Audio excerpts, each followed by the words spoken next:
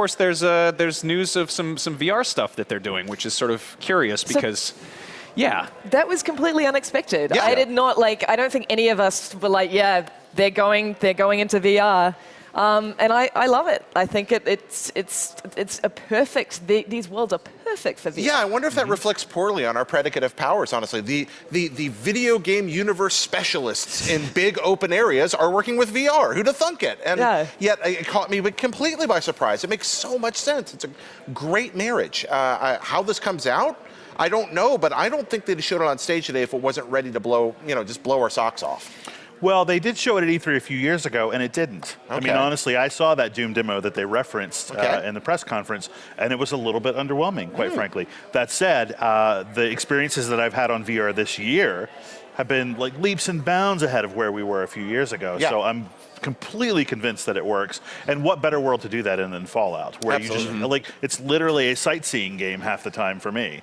It's going to be very interesting to see how they're going to implement actual movement around these worlds. Sure. Like with the HTC Vive, obviously you're somewhat restricted by your space. You're in a kind of a small box, yet the world of Fallout is so huge. It's a sandbox, right? So how are they going to make that work? That's why I just can't wait to get my hands on it, because I have no idea. What happens in your head when VATS clicks on in a VR helmet? Well, I think you're going to be pulling up your Pip-Boy. Yeah, you're looking down at it. I'm guessing it's probably going to be hitting a button. What I think is fascinating about this is I interviewed Palmer Luckey ages ago when Oculus was first being rolled out, and I asked him kind of just, a cheap clickbait headline, what game do you want to see on VR? And the first thing he said was Fallout 3. Huh.